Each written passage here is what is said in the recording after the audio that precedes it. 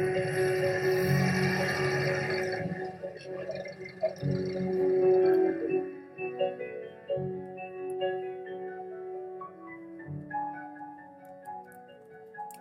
hennar 1900.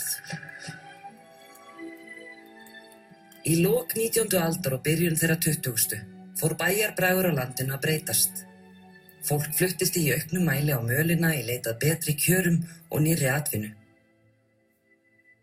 Konur höfðu alla tíð unnið mikið og þrátt fyrir annan lífstíl í bæjum varð á því lítil breyting.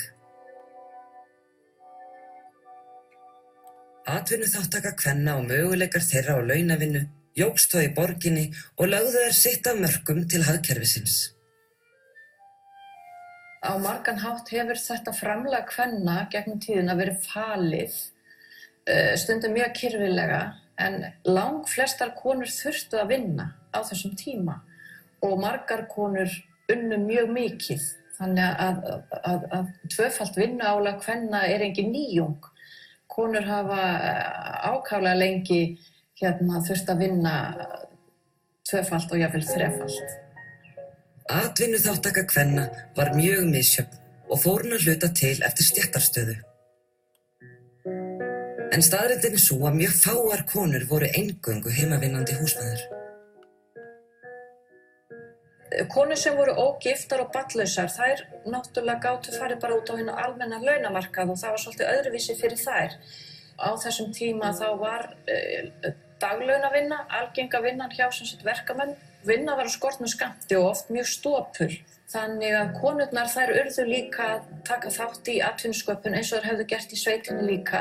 En þær höfðu takmarkaðri aðgang að vinnutækjunum því þær voru oft bundnar yfir börnum. Svo gátu komið veikindi, stundum veiktust karlmenn, urðu fyrir slysum eða einhverjum sjúkdómum, þannig að þá urðu konurnar að stökkva til og afla tekna. Við þekkjum sögurnar af konunum sem fóru í þvottalaugarnar með þvottinn á bakinu, sem þær voru bara að vinna fyrir sig. Þær sem ekki fóru inn í laugar, þær notuðu þvottaballann og þvottabrettið og þetta var allt gert í höndunum og svo hengt út á snúrur. Sumar konur fóru að vaska fisk og stundum höfðu þær bara börnin með sér og björguðu sér þannig.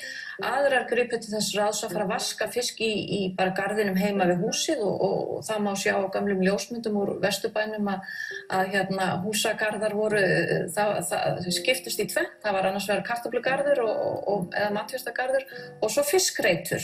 Þannig að þetta var vinna sem konur gátu tekið heim, en þá voru þær í samráði við eitthvað fiskverkunar fyrirtæki. Þá gátu þær nota börnin og láta börnin hjálpa sér að breiða út fiskinn þegar var sól og svo þurfti að taka saman þegar fór að rigna. Þannig að þetta var eina af þeim leiðum sem að konur fundu til að afla tekna.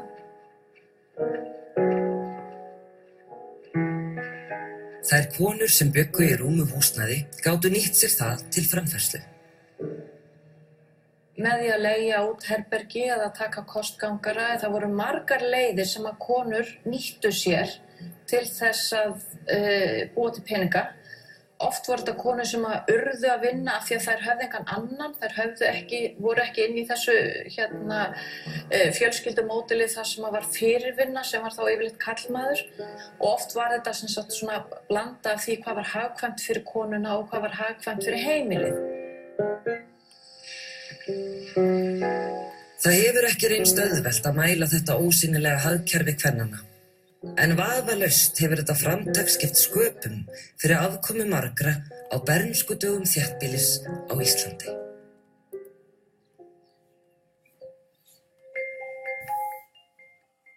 Eftir skamma stund, þú ert hér. Gísli Marteinn á stefnumót við fólk á stöðum sem hafa haft áhrif á líf þeirra. Stjórnmálamaðurinn Katrín Jakobsdóttir á sér slíkan stað.